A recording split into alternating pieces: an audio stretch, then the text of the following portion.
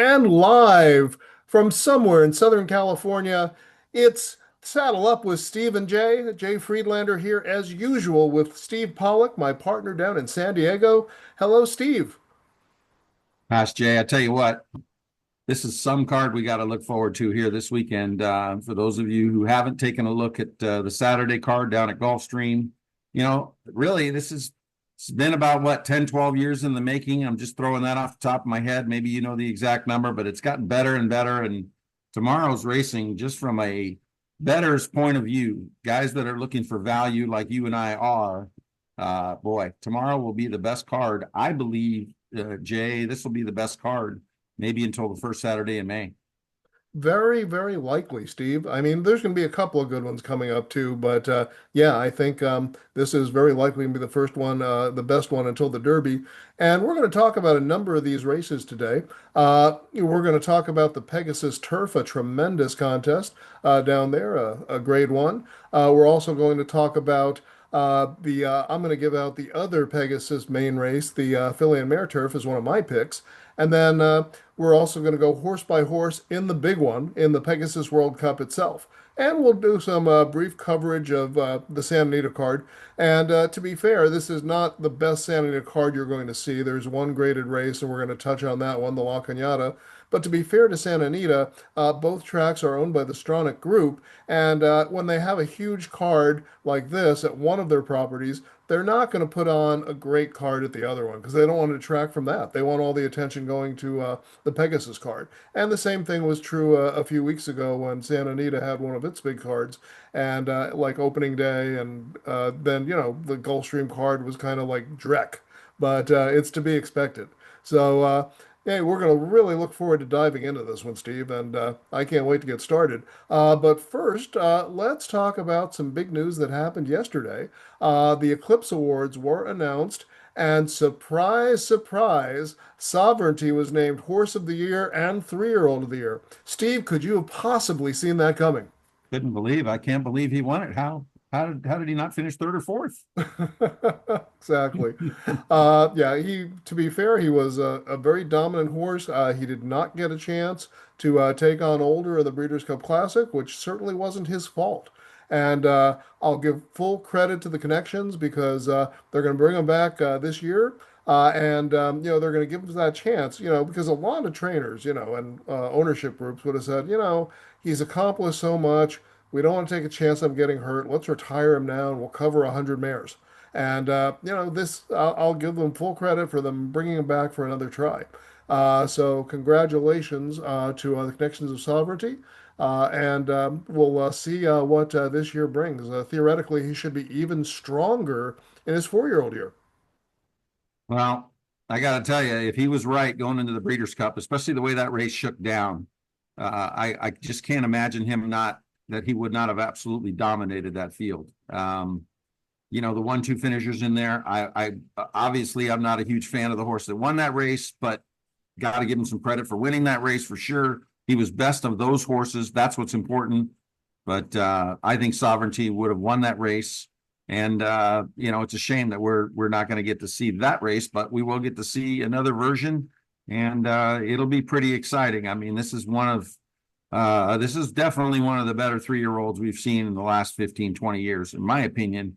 And we'll have to see where he ends up. How great does this horse end up being? Is he in the class of American Pharoah? American Pharoah was probably the last a superstar 3-year-old that we had, and I'm not so sure. It's not a great comparison. I think Sovereignty is in that class range, and the Travers win and the Kentucky Derby win were just sensational. And Jay, certainly a deserving horse of the year. Definitely so. And Steve, that horse you mentioned that you weren't quite as big a fan of, and that was Forever Young, who ground ground down the other horses and won the Breeders' Cup Classic in the absence of Sovereignty. And yeah, we'll never know. But what's nice is Forever Young is coming back for his 5-year-old season. So maybe we will get to finally see that showdown and see who's best. So Steve, basically, Forever Young not only won that race, but he also won the big race in Dubai. So two of the biggest races in the world. So I think there's certainly a case to be made that Forever Young, who was deserving to be called the best older horse in the world for 2025. But the question is, because he only had the one race here, do you think he merited the older horse Eclipse that he won? Or do you think it should have gone to somebody like Sierra Leone or Fierceness, who did much, much more of their damage right here in America? Beat him on the square, and none of those two horses were very consistent. They were good on their day. Did Sierra Leone only had one win, I believe, throughout the year, and Fierceness was in and out, had a great win in the Pacific Classic. I mean, it seems like a pretty easy selection to me. That's who I would have voted for, had I had a vote, Jay. Yeah, I mean, I certainly would have as well. I basically it has not been, a strange thing in the past where horses that just come over here and win the Breeders' Cup, win one of the big races like the Turf, like the Classic, have gotten the Eclipse Awards on many occasion when we don't have a dominant horse here. So I don't think, we're actually doing anything wrong by recognizing him because I think he deserved it. He was the most consistent horse around the world. He beat some really high quality fields in Japan for some big purses, and really looking forward to seeing him back this year. Another horse that I want to mention, Torpedo Anna, and she won of course, the older filly, race or Eclipse Award this year.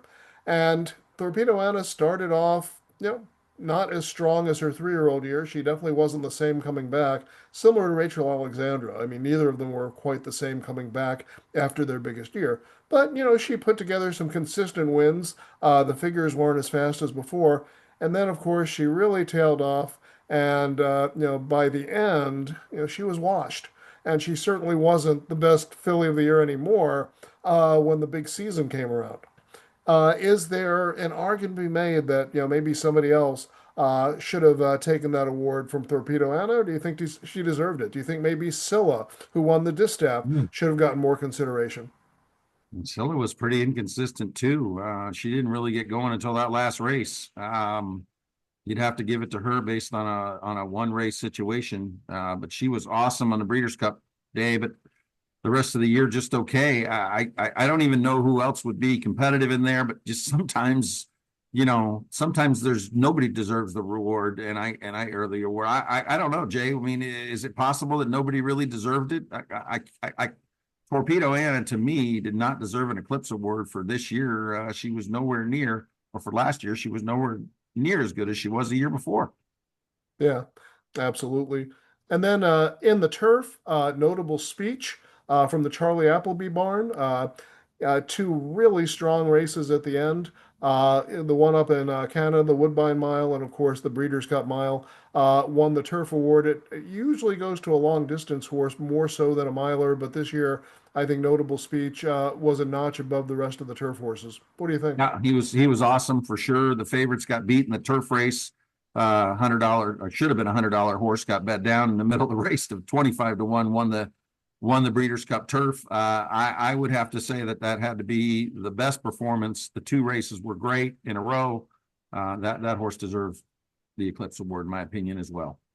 Yeah, and the one that I think nobody's going to argue with for the juvenile horse, Ted Nafi, who just has been undefeated all year and just dominated the opposition. And I think that one let's see, I'm not sure, I don't have the vote totals right in front of me, but I'm gotta think he was unanimous. Can't No imagine him question not there. be. So yeah, Ted Nafi obviously is the favorite in the pools. But one thing I'll mention is there's still a couple of pools going on, the future pools before the Kentucky Derby. You might actually get a better price betting the sire, and with the sire into mischief, you'll also get some of the other offspring. There's another strong into mischief among the 2-year-olds as well, and you might get two or three of them. And the price actually might be a little better than betting on Ted Nafi himself. Well, that's a smart bet. It's pretty simple what you're saying. You're going to get more horses and you're going to get a better price based Yep, on the sire. Yeah, that's what we're looking for, Jay. That's what we're trying to do as horse players, right? exactly. And finally, the Trainer and Jock Awards, Bill Mott. beating Brad Cox 85-50. And I think that probably put a smile on our friend Jason Levine's face because he's a fan of Mott and of Cox. Not so much. With Chad Brown third with 40. What do you think about Mott? Obviously was carried to this with sovereignty, but he had some other notable horses as well. Well deserved, Steve? Well, I mean, they did it 2 years ago, and Brad Cox had one of the best years that a trainer has had in the history of racing, money wise and stake percentage wise. Um, it's not as big a barn. It's really hard to compare, and this is the second time they've done that. But for the horse that he trained, and then also winning the distaff, not showing up on the big day when his horse had to scratch. I'd have had a tough time this year, but I think a deserving, but a tough one because it's real hard to compare these small barns to these gigantic barns. And obviously, we're talking about 3 or 4 barns like a Pletcher and like a Baffert. They just got so many Grade 1 chances versus a much smaller barn, many less starters. Where you have guys like Mandela and Mott are unbelievable trainers, but are they? Does it truly mean that they're better with less starters and less money won? It's a tough call. I'm glad they gave it to Mott. The job he did with the Derby winner was tremendous. Yeah, and finally, the Jockey Award. And this was a surprise, not that he didn't deserve to win. I mean, because it was basically going to be one of two jockeys here.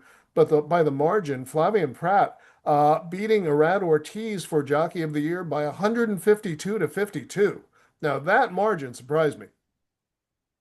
Yeah, it's a little surprising. I mean, Pratt went on an unbelievable run. He had a couple of ridiculous 6-win days on a stakes day at New York right there at the end afterward. Obviously was showed up on every one of the big cards. I mean, Ortiz rode fabulously this year and really impressed me with his turf ability. I didn't think of him as one of the top turf riders, maybe a cut below, but he was one of the top turf riders from what I saw this year. A lot of really good turf wins started down at Gulfstream. That would have been a close call for me there, Jay. Both of those guys have really put themselves above the rest, but I think there's a lot of partiality there, and I don't think some of the fans are not 100% in love with the way Irad rides. Maybe a little bit rough, maybe a little bit like a Cordero versus, say, a Pinkhire McCarran, where maybe the personality, because there shouldn't have been that much separation in the voting. They were both tremendous, and I tell you what, I couldn't separate them last year. Yeah, no question about it, though. Flavian has clearly made his mark as the best turf jock in America. I think he's a little cut below Ryan Moore and William Buick, but as far as the guys that ride over here all the time, I think Flavian has definitely driven his way to the top, and he's not far behind on dirt. I would say at this point, if he's the top number one turf rider in America, he's probably top three on dirt. Yeah, I don't know who I would make ahead of him on dirt. I would make Irad ahead of him on dirt, and Irad's brother is getting pretty darn good on the turf, and he's pretty good on both surfaces too. He had a heck of a year. Yeah. Yeah, I would tend to give the best turf rider that I've seen around here. It's got to be Flavian.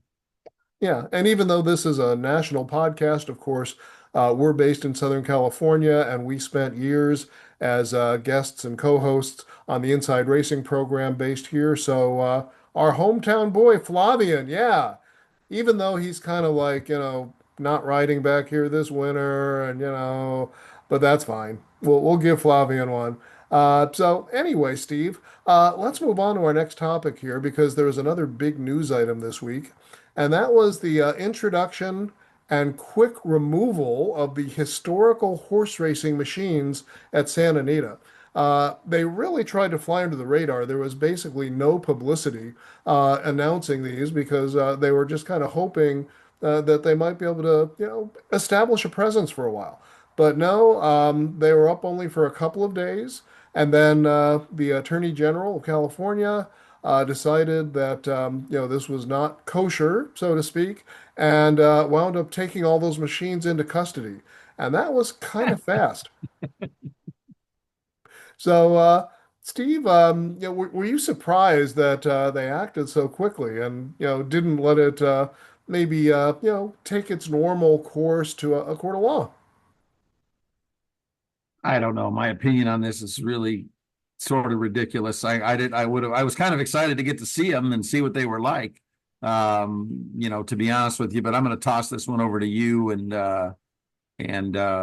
it's kind of disappointing because if it was an avenue where we could generate some revenue and maybe people could have some fun, what's the difference playing a slot machine out at one of the Indian reservations or playing a horse racing machine at the track to keep that industry going.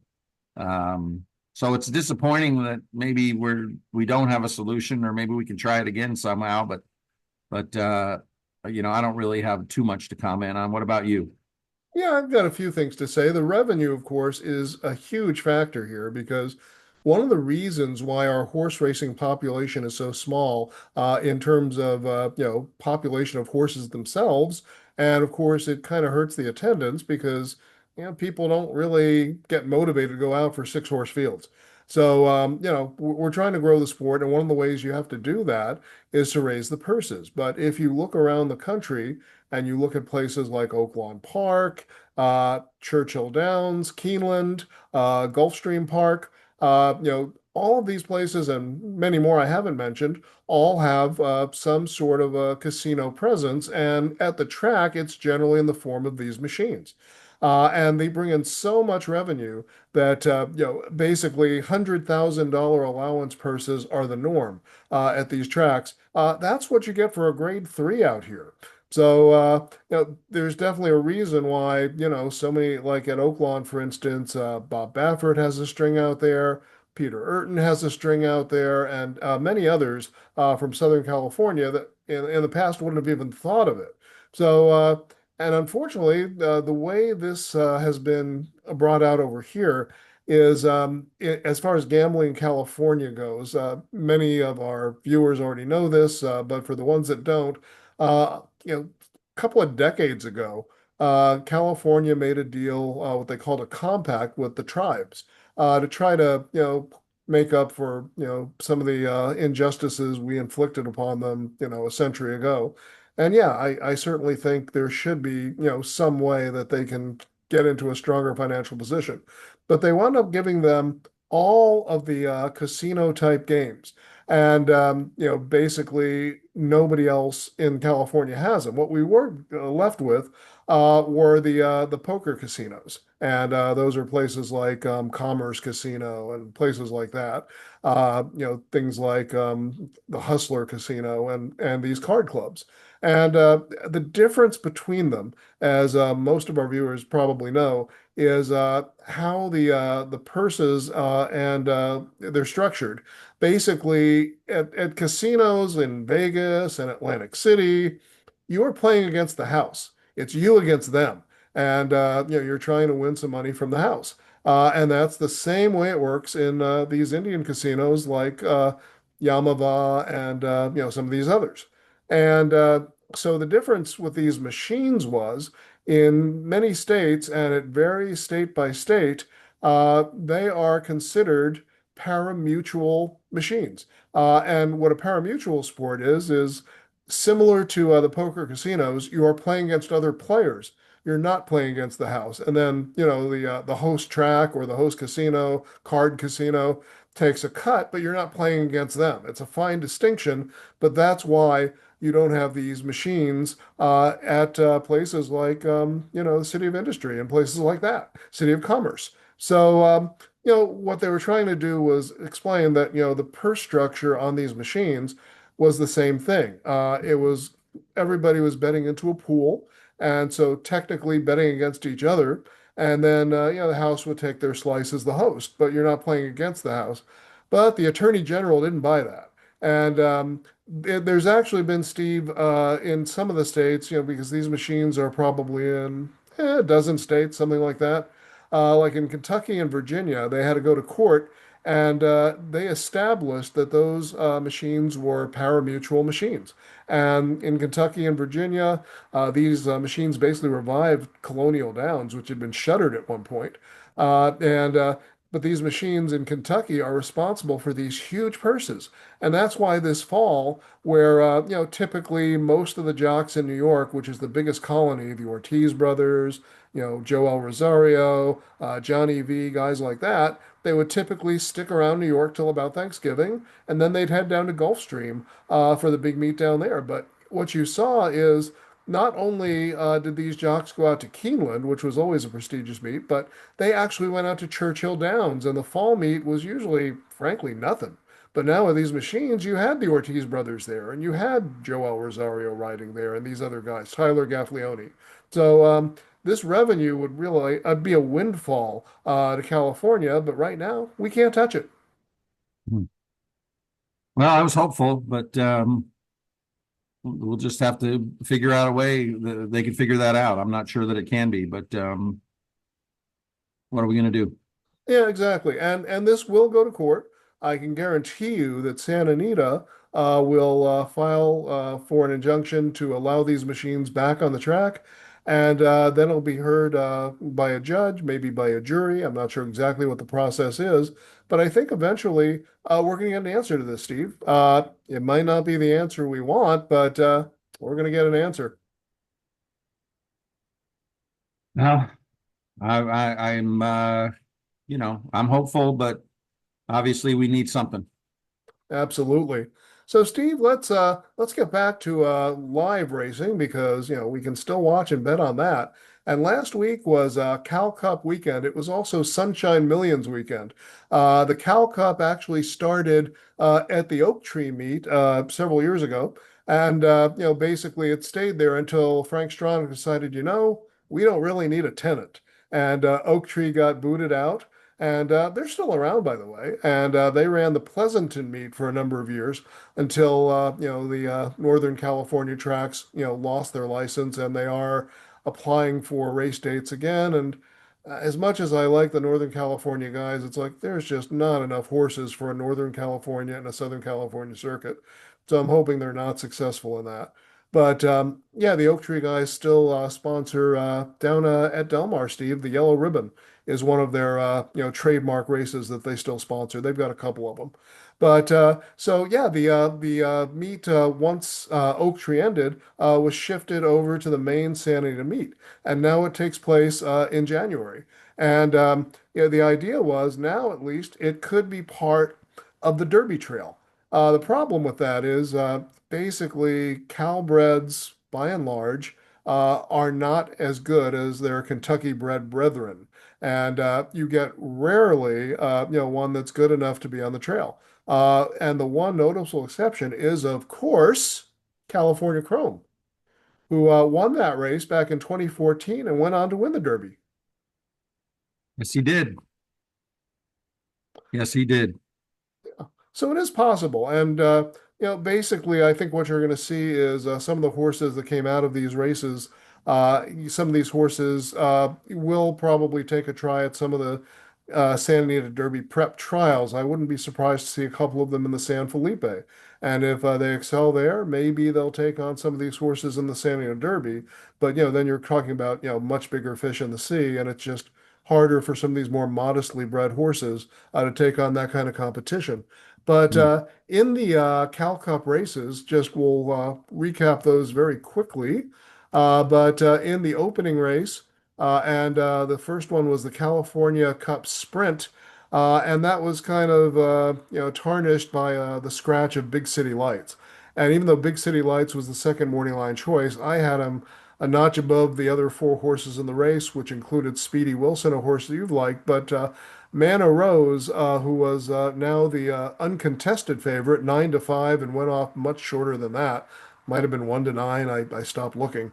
But Mana Rose just demolished that field by 9 lengths. That was pretty impressive.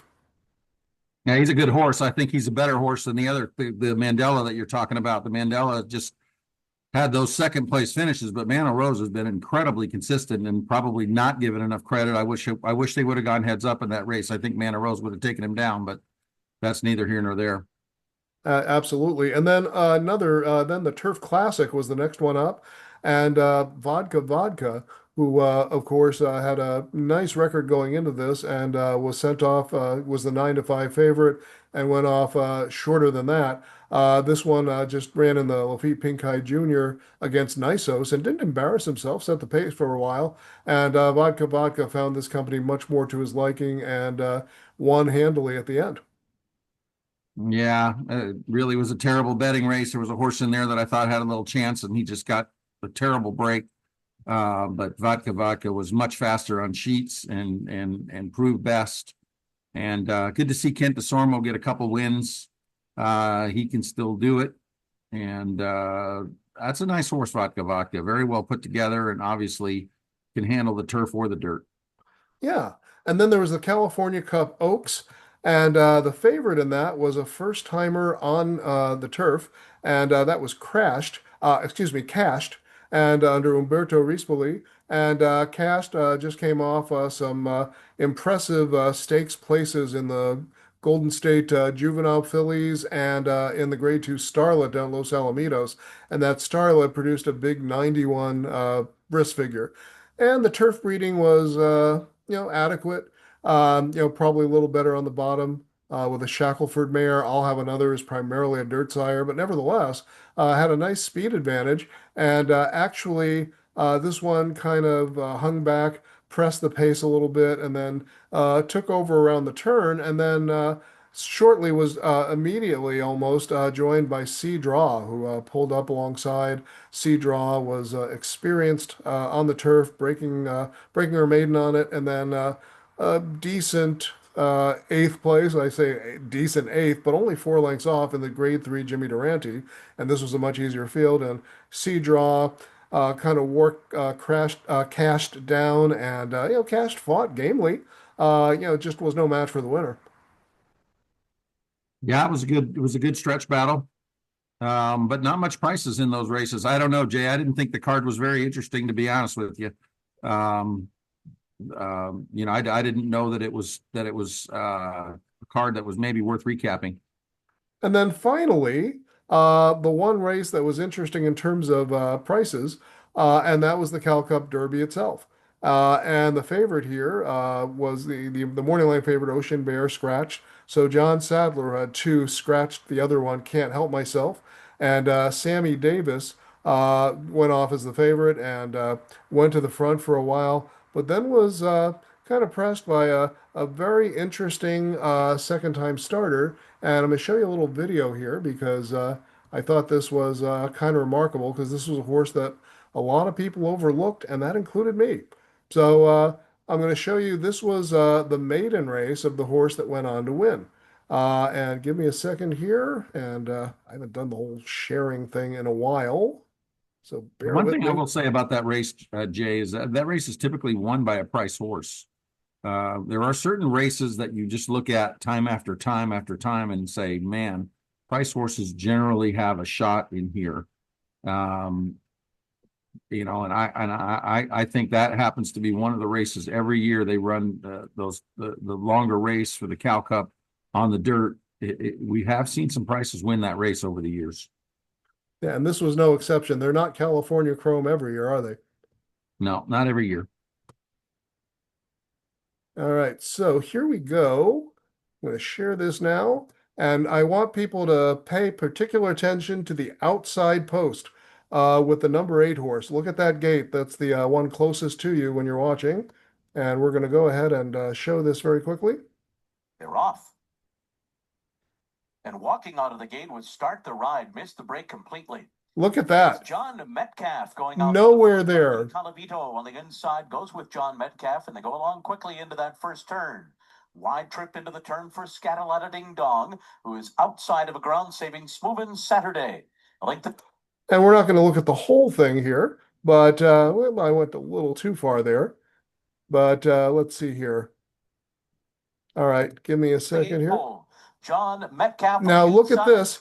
Saturday. He's coming from the back finally. He got into the race after finishing 20 lengths back. And look at that horse in the green silks, number 8, who walked out of the gate. To beat John Metcalf and then scatter. And then the assistant, but what happened was the assistant trainer, the starter, got a hold of this horse and basically didn't let it get out. And what happened here, if you look at the notes in the past performances, you'll see that despite the fact that that horse rallied to finish fourth after all of that, was declared a non-starter for wagering purposes and yet still managed to overcome all that trouble and get into the superfecta. So if you, it's one of the things I want to advise viewers to do. I'm sure many of you do already, but you've got to really watch those trip notes and that trouble line because that told a world of difference that you just didn't see, and that's why the morning line started. The morning line maker missed it too and sent him off at 30 to 1. No, I think you got to watch it yourself, Jay. I mean, that's the one thing I will say. I mean, you can't interpret everything from, what the chart callers are putting down or what you're seeing in the form. You actually have to see this stuff visibly. If I saw that live, now, I mean, it's amazing how many notes I try to take, yet how many I still miss. So I mean, that was one that I didn't have, that I didn't see or I didn't have, and a lot of times in those races, because I'm not excited about the quality of the race that's being run, I might not be as aware. But it can happen in any race where you can see something, and it might not be the next race. It might be 2, 3, 4 races down the road. But any notes that you can take and put your horses into stable mail. I mean, those are going to be that's still probably the best avenue for this game. The numbers are kind of getting overplayed. Speed horses are getting covered. I think that creating a good stable mail and making good notes is got to be one of the best things left that's out there. Yeah, absolutely. So, Start the Ride, the winner of the Cal Cup Derby, is probably headed on for bigger and better things. And it's kind of a feel-good story because Start the Ride represents Harris Farms.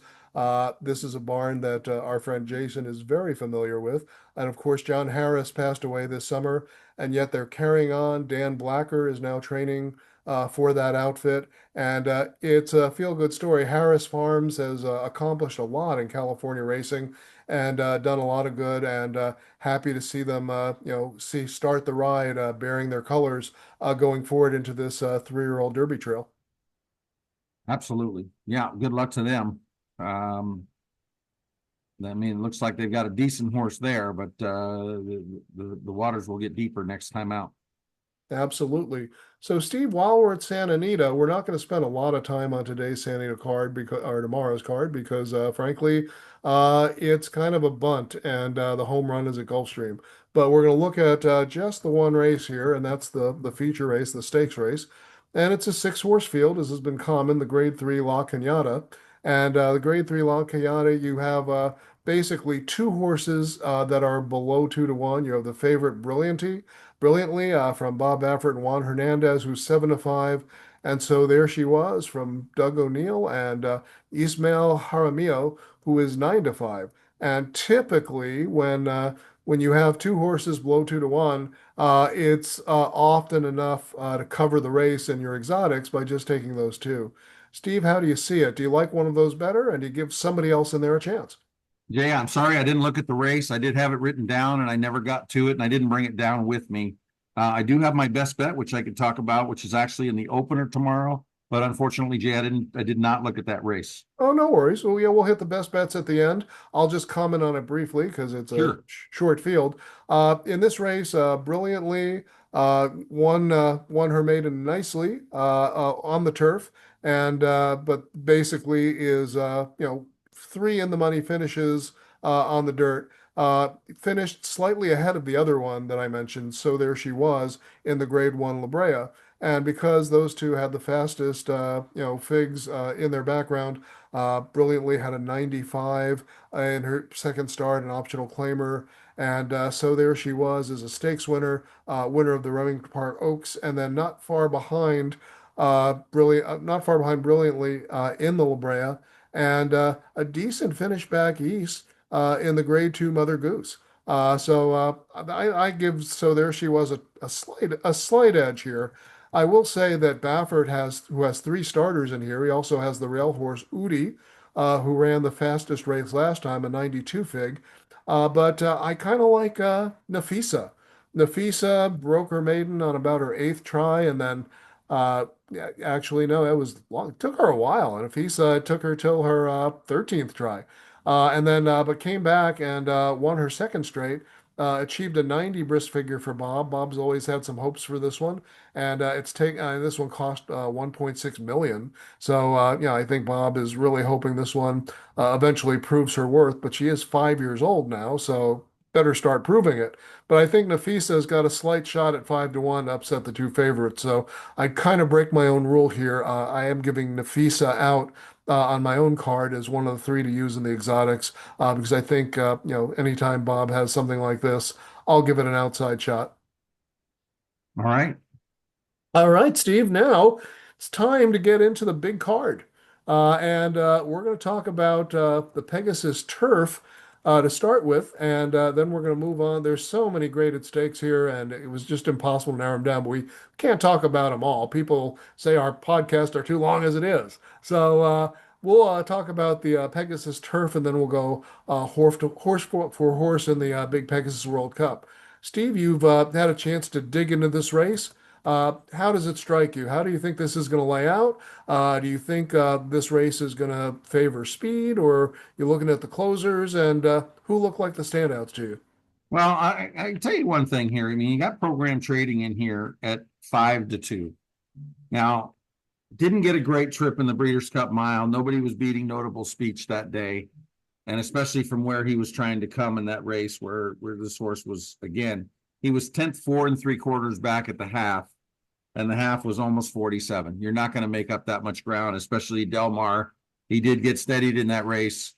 I didn't love him coming in. I didn't love what he did last year. This horse is getting older, and now he's down on the inside, which isn't a great draw. I don't like the inside at Gulfstream, especially without a lot of speed in there. There is a horse that I would take a look at, especially if you can get a price, Jay. I was very interested in One Strike, the 4 horse. It's 12-1 morning line. And this horse did run also in the Breeders' Cup Mile. In fact, went off at about 10 times the price that program trading went off at. Actually, program trading was 10-1, so 5 times the price. Went off 50-1 in the Breeders' Cup. Came back to Gulfstream, and if you look at this South African form, the South African form was fabulous. I'm going by the one race I saw December the 26th. I thought this horse took hold, relaxed super, super nicely, and absolutely exploded in a really, really fast 1:31.4 for a mile. Now, I know the times are fast there. Galloped out, unbelievable. Looked like mile and an eighth was no problem. I'm just going by what I saw on tape. The horse does not have Lasix today. That was the only time this horse has gotten Lasix. You can make the case against that, but I give that horse a long shot look. 12-1. A lot of the horses in here, like a Major Dude, has run well on this track, like a Cujito. But a lot of these horses are also getting on in years, 5s and 6-year-olds, and Fort Washington is a 7-year-old. I think the same thing. I think this One Strike has a look in here for Graham Motion at a price. So do I, Steve. And you'll notice that in that big winning streak down in South Africa, which included two Group 1 races, was ridden by Gavin Larena. And look, his South African jockey has actually been convinced to fly out here and take the mount again. Well, that's never been my thing. I've never really, that's never really been a big deal to me. I'm just looking at the horse and the quality. Again, that's an angle that you like. To me, I'd probably rather have JR on this horse because I know a little bit more about him, but at least he's familiar with the horse. I'm not so sure he's familiar with the track, but that horse galloped out unbelievably and never moved a hair in that race. And horse is a little bit of a bouncer because the previous 2 efforts were not as good. Both races were against Notable Speech, who we're saying was the best horse in the country here last year. But I think this horse can come back and run anywhere near what this horse ran last time, especially at that price. I think that horse has a shot. Yeah, so do I. I would have to say I'd have to take a look at the horse you mentioned, Fort Washington. certainly has a shot in here. Major Dude, who was close behind Fort Washington in their previous effort, gets Arad Ortiz, and Arad automatically upgrades this horse. And the horse that finished behind that could be a little bit of a price on the exotics. I don't like him so much on the win end. He's not a throwout, but Beach Gold. This one was, very much improved last time behind Cagino, and I think Beach Gold is a horse that is very fond of this course. 3 for 7 over it. David Egan is a talented and underrated rider, so if you're playing a trifecta or superfecta, make sure you include Beach Gold at 15 to 1. But the one I would take a shot at a price because again, I want to try to beat program trading. Well, I don't think is quite as good as last year when he was running that streak where he had the Turf Classic. He came out here and won the Hollywood Derby, and then he's had 3 races back in 2025 and just wasn't as impressive in any of those. Yeah, one of those also came against Notable Speech in the Breeders' Cup Mile. But yeah, I think at his age, as you pointed out, Steve, this may just not be the same horse anymore. He may be a notch below that. But one that I think is still coming up in his own, and this is probably the one I'm going to go with, is number one test score. Test score did quite well in this year's Hollywood Derby. Came out here and finished a close third under Juan Hernandez. Before that, ran well in the Twilight Derby, so did very well in Southern California. And then the 2 races that he had in July in New York in the theoretically tougher NYRA circuit, won the Grade 1 Belmont Derby and a very good third, just missing in the Saratoga Derby. So I think Test Score at 4 years old is really rounding into his best form, and I'm looking forward to seeing what he can do against this tough field. Yeah, I like a lot of everything that you said about him, but what I don't like about him is the rail. I really don't like the inside post positions on this turf course in the big fields. It just doesn't open it up. It's not a good track to stay covered right behind. So they're going to have to work a trip out. They're going to have to give the field a length and a half or two, in my eyes. And but I like your case. I really do. I really like the fact that there's a bunch of horses in here, and I think you sort of mentioned them without really picking on each one of them. But there's a lot of horses in here that are 6 and 7 and that are a little bit past their prime, and even their best races over this track weren't great. So I really like your case for the one. I don't like the post for him, but he is certainly a horse that should be included, I believe. Absolutely. Yeah, you've got to go, I think, deep and wide in this one. So, Steve, it's about that time for our most popular segment, the horse by horse. But before we do, is there a sponsor that we can mention? Yeah, we sure can. Casino house parties, folks. If you haven't looked these guys up, casinohouseparties.com. Take a look at their website. They'll bring a party right to your house here in Southern California, San Bernardino area, Palm Springs area, Los Angeles, and all the way down through San Clemente area and in the San Diego area. Casino house parties. They'll be there at your house. They'll bring blackjack, craps, poker. A lot of fun, and you can get $50 off of your first booking using Saddle Up 50. Saddle Up 50 will get you $50 off of your first party. Give those folks a call or go ahead and check the website out at casinohouseparties.com.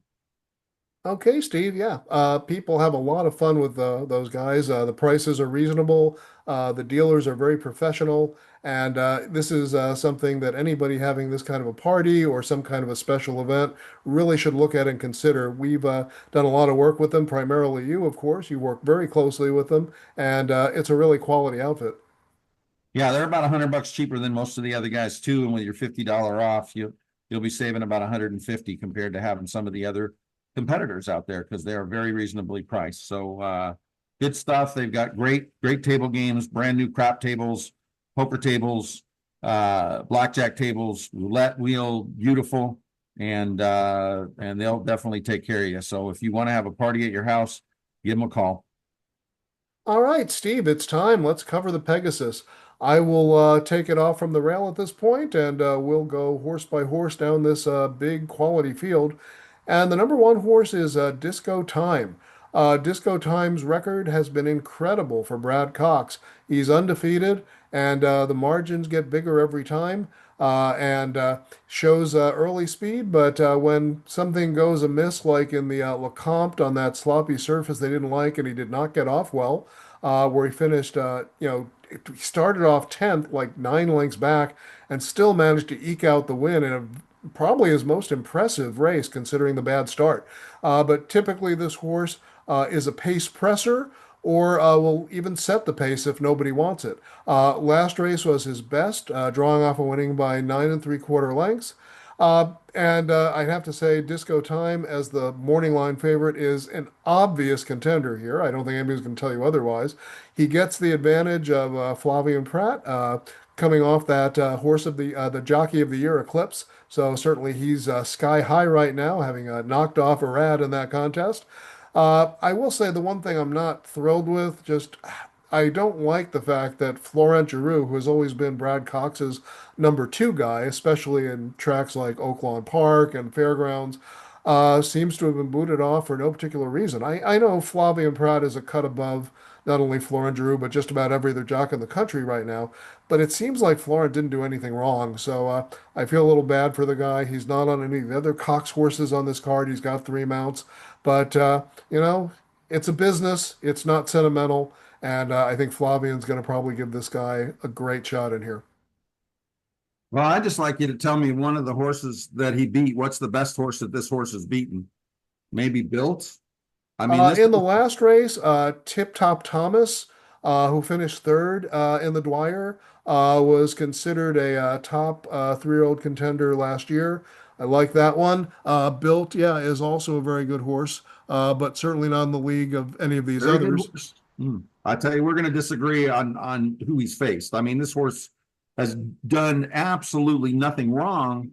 Kind of reminds me of a horse like Red Bullet, who beat Fusaichi Pegasus in the Preakness, I believe it was. It kind of came out of nowhere, and he'd been facing nobody, and then he ran in that race, and he ran great, and he was able to take Fusaichi Pegasus down. I mean, honestly, I watched the tape on both of this horses, the Fairmont Park race and the Aqueduct race, and he looked very, very good. The last race only had three other horses.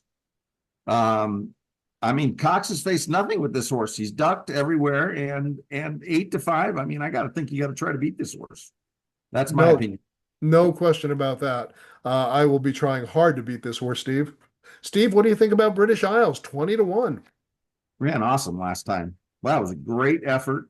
Nevada Beach came back, and I mean, Nevada Beach ran unbelievable the other day. He ran about as good as you could run, especially if you think Nisos is Baffert's best horse. Nevada Beach lost ahead to him. It was another unbelievably close finish. It seemed like Nisos just has a knack for the wire, beating Baffert horses 2 times in a row. But this was a very good effort from British Isles. That's a good post position. This horse is going to be completely under the radar. I don't have him in my top 3, but I think he's a real good horse to use in the exotics. And I will have him, and I might even use him on a pick 4 ticket as well. I think this horse is a live long shot. Steve, I do as well. He's one of my contenders that will be on the win end on any exotics, horizontal exotics I put in. The main thing he's got going for him is last time out he put together 107 late pace figure in his last race, which is tied with another horse that's got a tiny shot that I'll mention as well. But yeah, British Isles just really came on late, and what's nice about it is. He didn't do it from way far back. Normally, when you see the highest last pace late figure, it's normally some sustained closer that's coming from way out of it. But this guy pressed the pace every step. And then still, even though he had expended a lot of energy early pressing the pace, he still put together the best late figure in the field. So I think British Isles is a very legitimate under the radar contender at 20 to 1 for a 27% trainer in David Fox. So we'll move on to number 3, Full Serrano, a horse that our Southern California fans know very well. This horse, of course, ran very well last year in the Pacific Classic and just missed to a big long shot that nobody expected to see Mixto, but then went on to win the Breeders' Cup Dirt Mile, which of course is his best distance. This is a little bit longer, and in the Goodwood, ran a very good second at Nevada Beach at a mile and an eighth, which is just probably at the outside of his envelope. Though, he didn't run badly at a mile and a quarter of the Pacific Classic. Then went on and ran in the Breeders' Cup Dirt Mile and got off really badly. Got pinched at the start and then got bumped down the way. And that seemed to really take a lot out of him because he was nowhere close to repeating his dirt mile try from last year finishing 12 lengths out of it. So the question is, was it the trouble or was it the fact that he's just not as good because he's 7 years old now? And yeah, at a certain point, 7 years old is generally on the bell curve as like on the downhill slide. There have been exceptions, there are Forgo and John Henry and horses like that, but typically when you're seven, you're kind of headed down the other side of the hill. I think that race really will help the price. I don't know that he's a Breeders' Cup Dirt Mile champion anymore, but I think he's way better than that. And I think this horse could surprise today. I like this horse, Jay. I thought the Delmar race at a mile where he came out at 1-9. When he came out on the track, I was really looking to try to beat him in a show minus pool because there was a $500,000 show minus, and these other horses were going to pay like $100, which I haven't seen in a while. There was that much of money bet on this horse to show. I've never seen a better looking horse in my life than I saw that horse that day. I don't usually say that. It's not something I take easily. This horse is unbelievably well put together. And I would definitely take a peek at him on the track. I don't think he had that much trouble in the Breeders' Cup Dirt Mile, but I really thought Citizen Bull was going to beat him to the lead and beat him to the punch. I think he can beat them all to the lead in here today. And that's a nice price at 12-1. So I'm going to give him a shot to bounce back. Take a look at this guy on the track. If he's not incredibly impressive to you. And, the loss to Nevada Beach is not looking so bad right now. This Nevada Beach came back and, and got beat a nose to Nisos in the next start out. So if you can excuse that November 1st race, he's had a little bit of time since. Yes, he's 7. But he was a late 5-year-old when he won the Breeders' Cup race. So maybe this horse is a late bloomer. And if you could throw out one race, especially when you're seeing something above 10-1, and you got a horse like Disco Time that's a favorite that really hasn't faced much, I think if Serrano can get in front of him, and I think he can because he's really quick. Just maybe not as quick as Citizen Bull. I think Serrano's got a big shot to upset him here. Yeah, I think he needs the lead, and if he gets it, I think he could be tougher than the people that made him 12-1 think he is.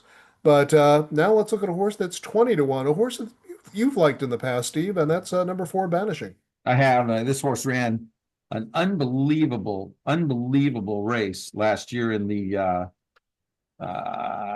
it was the Mind Frame race. It was in the Churchill Downs race. I'll tell you what, he's had a lot of starts since then. That was 7 or 8 races ago. He does have a couple of wins since then. He faced Ben Tornado in the Breeders' Cup Sprint, and he didn't get off to a very good start, and you probably weren't making up very much ground on that racetrack. And then he ran a good second to Roll on Big Joe last time. He's stretching back out. I wouldn't be shocked to see this guy grab a piece. He's a nice horse. Not for me today, but if you're playing a bigger exotic, maybe a bigger superfecta, and you're looking for horses to use at 3rd and 4th that are a price, that's where this guy would be for me. I think he's probably a little bit better going shorter, but he does have some good races going longer, including at Charlestown. Maybe that's his best. That's a little bit of a different track, being a bull ring. I'm going to pass on Banishing, but this is a nice horse. Steve, I'll tell you this. Banishing holds the claim to fame as one of 2 horses in the history of horse racing so far that have finished ahead of Nisos. So that's saying a lot because Nisos will fight you with everything he's got. And basically, he actually didn't finish ahead of Nisos. It was a dead heat.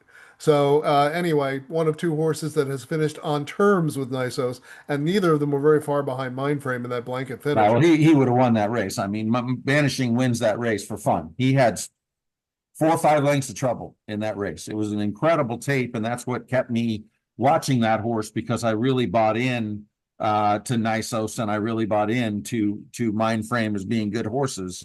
In fact, Mindframe was my pick in the Breeders' Cup Classic, but obviously the training didn't go right for him and what have you. So, but at the time, that race was such a good race, and for this horse to really have been what should have been best in there, and believe me, he was best in that race. that Churchill Downs race where he was second by a neck and dead heated in ISOs. He was definitely best in there. Yeah. That was quite an impressive and really well contested race. But yeah, Banishing got off to a bad start and really made up for it, just like the other horse we had talked about later in the case of Disco Time. Just flew after that bad start. And yeah, I agree with you. He was best. But what I like about Banishing today, it's kind of buried, but look at the bottom race in his resume there, that Oaklawn Mile, which he won under Flavian Pratt. And look at the internal pace figures.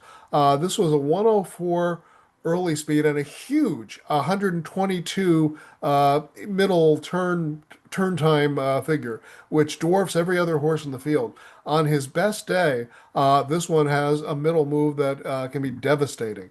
And so, yeah, like British Isles, this is another 20 to 1 shot that I give a shot. And this one will also be on the win end on any pick fours or pick fives that I might put in because I'd kill myself if, either Vanishing or British Isles got in there when I know that they've got a shot.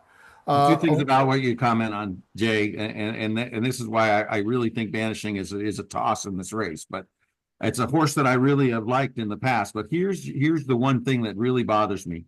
Look at all the starts this horse had. yeah. This is a mile and an eighth race that you really want to take horses that are ready to run their best race today. And I don't think nothing about Banishing tells me he's going to run his best race. I see nothing that points him out to running one of those better races today. Does he have the ability to be competitive with these? The answer is actually yes. And being that big of a price, does that mean I want to throw him in?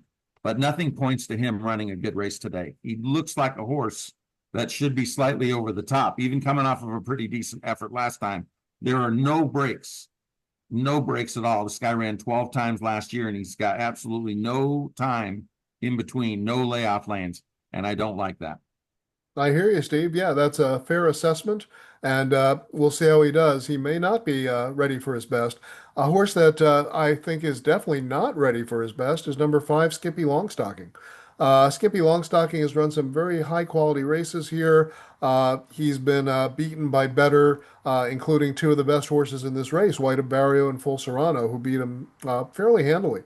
But in some of the other contests, he's been very competitive. That effort at Charlestown was a disaster. I didn't see the race, but clearly a 39 length loss behind Banishing is not indicative of what this horse can do. He's been much better than that, and I think that can be a throwout. On the other hand, the Harlan's Holiday, where he got back on his scheme and he took that one, yeah, it was okay against a okay field.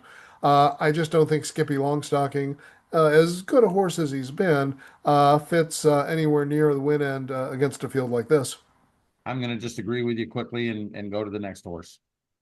I don't like his chances of running a good one today. Yeah. So number six, Matticat Road, one of Bob Baffert's many stable. Yeah, he's still just 1 for 9. I mean, one of these days this horse is going to break through. Patch Adams a couple of times, goal oriented, came back and won. In the Malibu, and he was up there on the lead in this race. I mean, the lead doesn't look like he's going to be able to make the lead, but he could certainly be influence on who's going to run good in here. 10 to 1 seems very short. He's still just 1 for 9. Think this is further than he wants to go. I'm passing on Matticat Road. All right, number seven, Tapan Street, and people who were fans of our radio show and now our podcast have heard me talking about Tapan Street. As you know, Steve, I liked him going into the Derby. He didn't disappoint me at all when he defeated Sovereignty in the Florida Derby, and I thought he was going on to bigger and better things. And then hairline fracture in one of his shoulders, and that was it for the Triple Crown Trail and for the Breeders' Cup. The one comeback race, against optional claiming classified type horses, the race was okay. It was a decent effort at a slower time than his last two, and off that one effort, off beating very modest competition, the question is this horse up to his best? Is he going to make a leap back to those bigger figures when he was doing so well in the winter? And I don't know. I don't know if that one race is enough. I certainly, on talent, this horse has enough talent to beat this field. But is he ready to beat this field today? I can't answer that. I thought you were going to pick this horse on top. I mean, I don't see anything not to like about him. That he beat Sovereignty. He ran very, very good in all three of his first starts. In the last race, he probably needed. He was 1-9 in there. Um, I don't see any reason this horse won't come back and run good. He's got a nice work pattern since then. It's Brad Cox. Don't know where he's going to be price wise. I guess because he's only 6-1. I might look at putting someone else on top, but I definitely will have a pick 4 or 5 ending with this horse in it. I think he's very, very likely to run good. Um, first time 4-year-old, although he did run in December. But I don't look at that last race as being that bad a thing. I mean, he did what he had to do. Today's the day that they're looking for. And you got a great trainer in Brad Cox. And I think Tapan Street is going to run a very good race today. I agree with that part, and we'll see if it's good enough on top. Steve, another long shot here, number 8 poster. Yeah, blinkers going on, comes out of a little bit of a slower race in that grade 3 Skippy Longstocking. I didn't like him there at 3-2. I don't really like him here. You got to pass on somebody. Certainly a horse that's getting better. He's just 4 years old. Never been a huge Owen Hardy guy. I'm just going to pass on this horse. Steve, same here. It's a talented field, and this is a talented horse, but I think, unfortunately, the talents in here just greatly exceed his. As you know, I passed on Skippy Longstocking, as did you. So neither of us were a fan of his, and this horse couldn't beat Skippy Longstocking. I even finishing in the super high five would be a reach for me. Moving on to number 9, Captain Cook. This is a stretching out sprinter from Todd Pletcher, and he's done some very good work in sprints. That grade 1 Howard Jerkins caught the eye, where he made the lead in the stretch and just faded late and got nipped by a nose by Patch Adams, who is, of course, now retired. So can this one stretch out? This is going to be interesting because there are 2 horses in here that could frustrate Full Serrano's chance to make the lead. And I do think Full Serrano needs the lead in a field like this, if not right out of the gate, needs it pretty soon. And Captain Cook very well could take the lead away from Full Serrano. Can he last until the end? Well, if you look at his mile and an eighth races, the Withers he won handily. And then in the Wood Memorial, he was, well behind Rodriguez. Just based on, unless he's really improved in his training, I just think this is too long for Captain Cook. Now, he is a first-time 4-year-old. You got to love that. But I agree with you. Your analysis is spot on. I think it's more of an influence on this horse, perhaps running in Full Serrano into the ground because he does have a fast early pace number. I just think Full Serrano is inside of him and could get a half a length on him. And by the time they make that turn, he could be a length and a half in front of him. And that's really the key with the inside. It's much more advantageous at Gulfstream to be drawn inside on the dirt course here going a route of ground. So I think Captain Cook could be influential on who wins this race. It's Todd Pletcher and JR. But to me, I'm going to pass on this horse. He did take blinkers off in his last 2 races, and he has not been on the lead where he was really on the muscle in the previous 2, but he still has a fast early pace number. In fact, his fastest early second quarter last time out, where he was 3 lengths back, was the fastest he's run in his race, and that was a 7-furlong race. So this horse is a speedy horse, and stretching out will be close to the lead. I'm just hoping that that this guy won't be as big an influence. And Micah's the same thing. I don't like Micah's chances in here, but Micah is very fast and faces that other speed. I'm going to pass on both horses today because I just don't think they're going to be in the right position, but they could certainly influence the outcome of this race. Yeah, totally agree with you, Steve. Mike has really been improving lately. 2 crushing allowance wins by 9 1/4 and by 14 lengths. That gave them the confidence to start him in the Cigar Mile, and he exceeded expectations at 14-1. He led every step and just darn near managed to get nipped by Bishop's Bay at the end. Micah has 1 chance and 1 chance only, just like Captain Cook. He's got to send, and you know, man, he's going to send him out of the gate. You know that Johnny V is going to send Captain Cook out of the gate. So there's a very good chance that those two could fry each other early with Full Serrano right behind in the catbird seat. I still maintain Full Serrano needs to overtake him pretty early, maybe by the quarter pole, or he's not going to have enough closing punch to hold off the better closers. So we'll see. It would really be to Full Serrano's advantage if these two went head to head in the beginning and just burned each other out. But yeah, in terms of the win end, yeah, both of these horses, again, maybe super. One of them maybe outlasts the other and puts it away early. Then that one might have a shot at a superfecta or super high five finish. But on the win end, can't see it. Yeah, But boy, super nice horses though, Jay. I mean, these are horses that you're always working on your next time out at the track. And these will be two horses that at one point I'm going to evaluate how they run in this race. Can they get the lead over Full Serrano? And that's very important in here because if you're gonna pick Full Serrano in here, you're gonna say that he's gonna get in front of these. To me, if Full Serrano sits back behind these two, I think the race is over for Full Serrano because I think one of those closers that we talked about and maybe your horse from last year to Pan Street would be the pick in that case. possibly so. All right, we'll talk about the second favorite in here, White Barrio. White Barrio has a resume that is envious to any horse in this race. He is the defending champion of this race. He's a past Breeders' Cup Classic winner. So this horse has done everything you can expect from him, despite the very modest breeding out of Race Day, who's a $7,500 sire. And this one went for $40,000 at the sale. So talk about a horse that's overcome his modest breeding. This one's 10 for 24 lifetime, a record that any of these would envy. The last three, frankly, have been, a little disappointing. And there's probably excuses you can make for some of those losses, but after losing all three of them, you'd have to say that this one is probably on the backside of his career. The question is he going to improve enough? Does he have one more big shot in him in this race where he can defend his title at Gulfstream Park, where he's 8 for 10 with a second? He skipped the previous, prep race that they were expecting to go in, and is going here. Safi Joseph thinks he can get him ready off of works, and Safi has been super impressive with his work down at Gulfstream Park, which is his home track. Uh, White Barrio has a chance, but I've got to tell you, Steve, he's not my top pick. Well, as I said, going into the Breeders' Cup Mile, the Whitney and the Jockey Club Glow Cup were very buried races. This horse ran a lot better in those races than it looks on paper.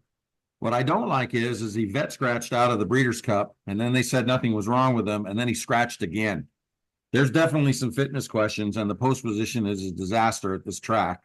It can be overcome, but if this guy has to go wide, this is a tough track to go wide and lose a lot of ground at and stock, which is what White Barrio is going to do. I'm going to play against him based on fitness at that price.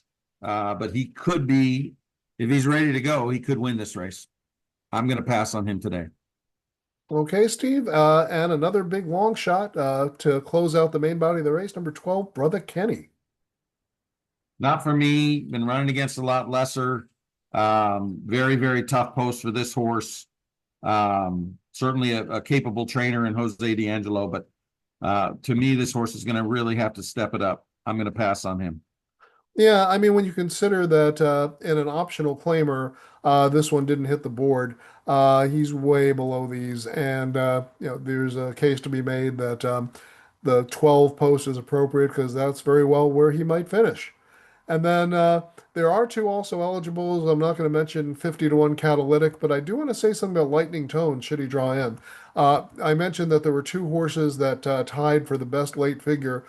British Isles was one, Lightning Tones was the other, also getting 107 figure. So if somehow this one gets in, he'd have to overcome that terrible post. But this is not a horse that you want to leave out of your exotics. If you're playing a trifecta and Lightning Tones gets in this race, I'd throw him in that trifecta. Okay, he's a pass for me. Gotcha. Steve, it's top three time. Who do you got? Well, I'd kind of like you to go first here, Jay, because I might switch who I have, just because I thought you were going to pick one horse, and if you don't pick him, I'm going to pick him. How about Okay. that? Fair enough. Steve, I'm going to look at three horses here, and my third choice is number seven, Tapan Street.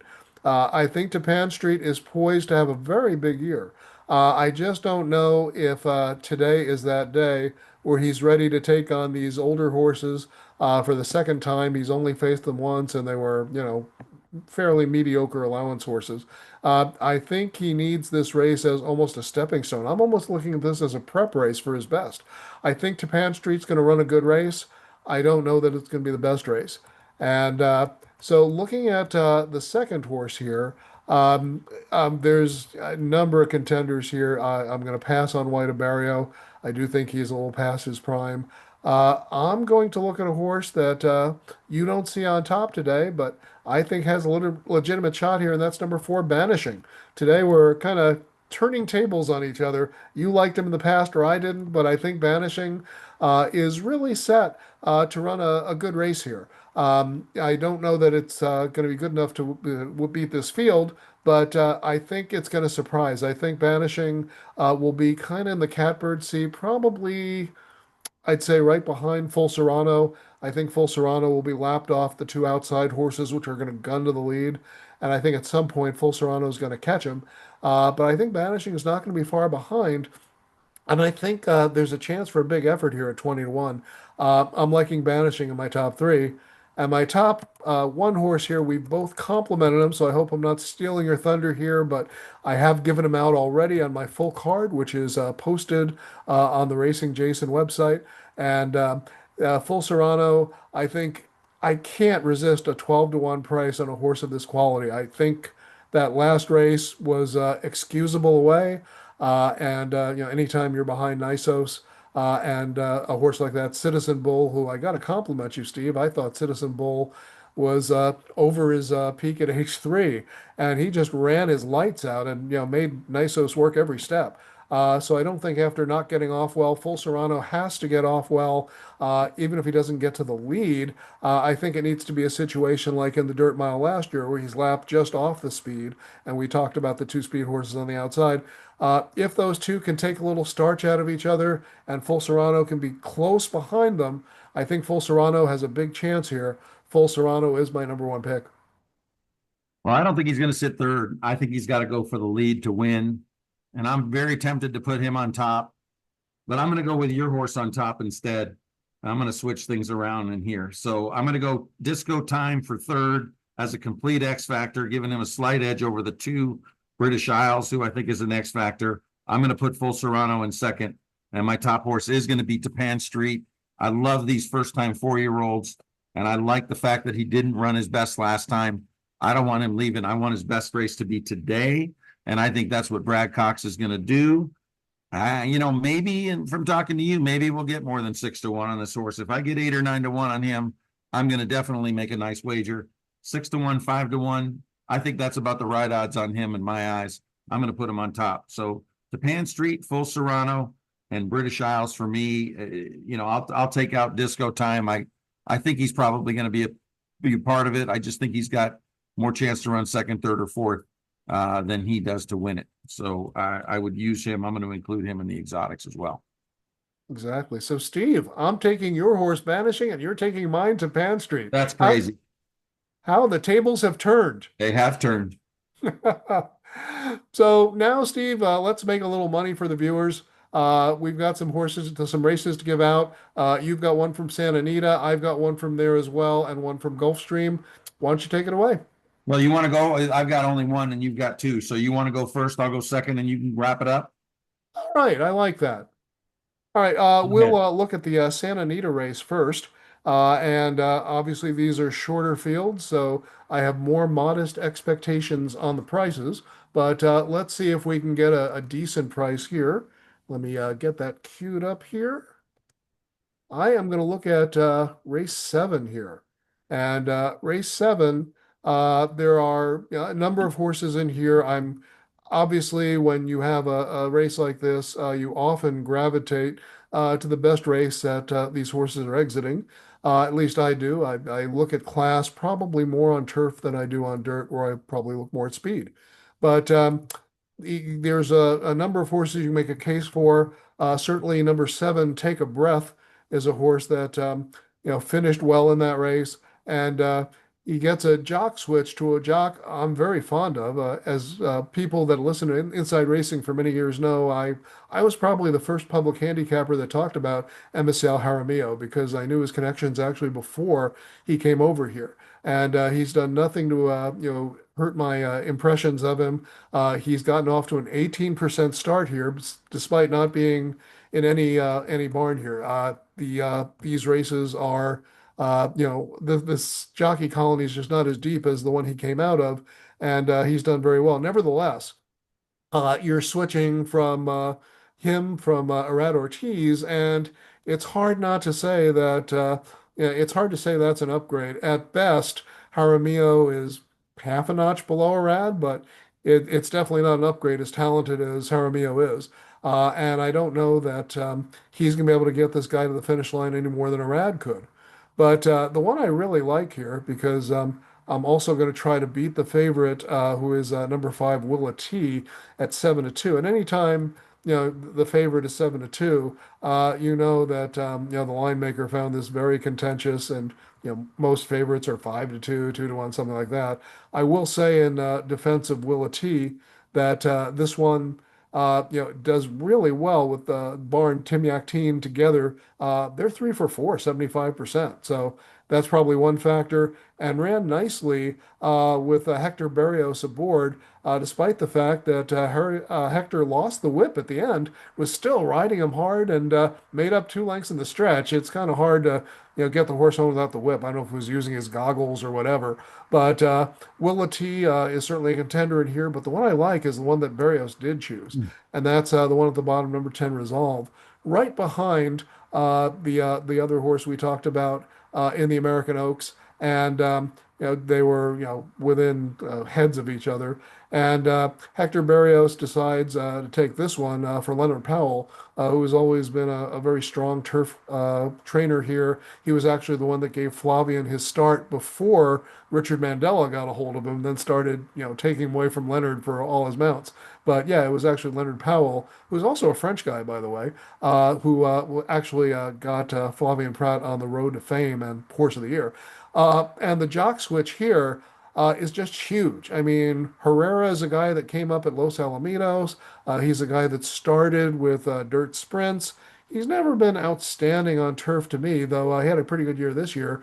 But however, I just think Hector Berrios, who is arguably one of the top 2 turf specialists here, is just going to be a huge upgrade over Herrera, and this is a huge class drop from the American Oaks. I'm kind of liking Resolve at 9-2 to take this. So we're going to play it like so, Steve. Let me pull out my trifecta. Let's see, did I give out a trifecta? I gave out something on this. Hang on a second. And these are already posted, by the way, at racingjason.com, where our full cards are as usual available for $25, and our best bets, which are the 4 best bets we like on the card, are $15. And I will have a full Gulfstream Park card this weekend. I know I haven't been doing Gulfstream every Saturday, but cannot resist. That Gulfstream card will be posted by the time you watch this video. And actually, what I'm going to do here, Steve, this is going to be kind of an interesting bet. I'm going to take a shot with a superfecta here because I want to go with a price here. And I think the Misen Queen, who is a horse that's run decently in the past and didn't run his best race last time, or her best race last time. But I think this is one that can finish in the superfecta at a big price here. So let's play it like this. We're going to play number 10, Resolve, with number 2, the Misen Queen, with all. And then we'll play the 3 permutations of that. 10 with 2 with all, 10 with all with 2, and 2 with 10 with all. And I didn't add it up, but that's going to be a sub $20 total for all those bets. And if the Misen Queen comes in, you could get paid fairly royally on this. And Steve, let me turn it over to you. And what do you have going this weekend as far as your cards at racingjason.com? The full card will have at least 5 selections from Gulfstream for Saturday. So Saturday bonus day, I'll have the full card from Santa Anita, and I'll have at least 5 races from Gulfstream for $25. The best play line will be just the 4 races from Santa Anita. So the best value will be the full card out at Santa Anita. 6-horse race in the first. I like the 1 horse in here, the Old Nine. Very, very simply, look at the horses' sprint races. They're all very good, especially here at Santa Anita. Kimura won the double yesterday. He actually won the first 3, and he won with a couple price horses early in the card. I think this horse is going to get the right trip. I don't necessarily like the inside at 6 furlongs, but with a shorter group, I think this one can work out a trip. There's a couple of speed horses that should get in front of this one. Player B to name one, and Billy Joe Shaver putting blinkers on coming off the layoff here. So I like the one, the Old Nine, 9-2. I think is very fair in him, and I'm going to box him the exacta with the 5 Player B and the 6 Belly Up. It's the one, the Old Nine, to kick off the card on Saturday out of Santa Anita. Steve, I like that one as well. That's a value in a short field, and I'll be rooting for the Old Nine as well. And then let's look at Gulfstream. I'm going to give out the other big Pegasus race. It's a wide open race, but we're going to look at the Pegasus Filly and Mare Turf Invitational, and we're going to try to knock off the very modest favorite, number 7 Whiskey Decision at 9-2. Anytime I was talking about a 7-2 being kind of a toss up for the line maker, when the first choice is 9-2, you know it's wide open. And I'm going to look at the horse that is number 1 over Whiskey Decision in the Brisk Prime Power ratings, and that's number 12, moving on up. And Steve, I like, by the way, the fact that you said that post has been pretty favorable for this. So that kind of buoys my chances here. But after getting hammered last time by a couple of these, including In Our Time, who's in the race, I do think that this one really turned it around last time. And that was over this particular course. This one's done most of his damage at Gulfstream Park and really loves this course. 2 for 3 with a second. Edgar Zayas and Safi Joseph have been a very potent combination, and I just think getting back home to her favorite course is going to make a big difference here. Gotta love the 12-1 price on number 12, moving on up. And what we're going to do here is we're going to play this one in an exacta combination, and it's not going to be my typical wheel exacta. I'm actually going to select some horses out of here because I think the race can be narrowed down a little bit. But the horses I'm going to use in the exacta include number 1, my big long shot, Ready for Shirl, 20-1. We talked about British Isles, and this one was not far behind. I'm sorry, that's a different horse. Forgive me. But this one was not far behind in the grade 2 Dance Smartly, and Ready for Shirl, I think, is a contender in here off of that. I'm also going to use, excuse me here. All right, we're going to use number 4, Breath Away. That's the horse I was thinking, not British Isles. They're both BA horses. But this one ran creditably out here in the grade 1 Matriarch, not far off the winner. In Our Time was in that race as well. We'll be using her as well. We'll use number 6, Caitlin in Her Greatness, who just won a nice stakes race under Flavian Pratt on the Tapeta. Got to use the 7 Whiskey Decision under Pratt, but I'm really hoping to beat Whiskey Decision, and I think Whiskey Decision is beatable in here. Uh, Going to use number 9, Crevalle de Oro. This is the one that just beat moving on up by a head in the last one. And then finally, number 11, In Our Time. And that one was right there with Breath Away, who I think has a big chance here today. But In Our Time is also somebody that just barely missed in the matriarch behind Segesta that day. So I think In Our Time has to be used in the exacta. So it's a 12 with 1, 4, 6, 7, 9, 11, and then flip it around 1, 4, 6, 7, 9, 11 with 12, and a big win bet at a 12-1 price. And I think you'll get it on number 12, moving on up. All right, Jay. Steve, I'm gonna close out with one thing, and basically our people, our viewers that found us through the Inside Racing site already saw this, but there was a nice pick 4 down at Santa Anita last weekend on that California Cup card, and early in the race, the pick four paid very nicely, but the key to that race was a first-time starter and not a second-time starter, but a first-timer on the turf. And that horse went off. It was a 20-1 morning line horse, and that was in race three. It was a maiden race, and that horse was named Famous Forza from pretty nondescript connections. Bill McLean was 0 for 6, and Cesar Belmont was 0 for 9. The horse was 20-1 and was overlooked by everybody. This was a maiden claiming $20,000 race, and ran pretty well, considering got off to a bad start and kind of closed at Los Alamitos in a $20,000 claimer. Now stepping up for the first time against straight maidens on the turf with nondescript connections and nondescript breeding. And this horse, not surprisingly, went off bigger than 20-1, not as bigger than I thought. It went off at $136. And yes, this horse was included in my pick four and my exacta. I had actually uh, keyed another lightly raced horse, first time starter, Troisième Etoile from Doug O'Neill off that 58-2 bullet work, and it was kind of an unimpressive field. And Troisième Etoile ran a big race, but not as big as the winner, Famous Forza. And while I can't claim I had Famous Forza on top, I did give out that exacta for $248, and the pick four wound up paying $1,700. So, our viewers at racingjason.com who still follow the old Inside Racing site read the write up about this last week. But what I want to point out here is when you're in a maiden race like this, you want to look for horses doing something for the first time. And obviously, this one had first time Lasix, but was also first time off the turf, and that wasn't coming off a terrible effort. So, Famous Forza should not have been a throwout. You want to look for horses like this in maiden races that you can use, and occasionally it's going to pay off big. So, good luck to Bill McLean. Good luck for Cesar Belmont.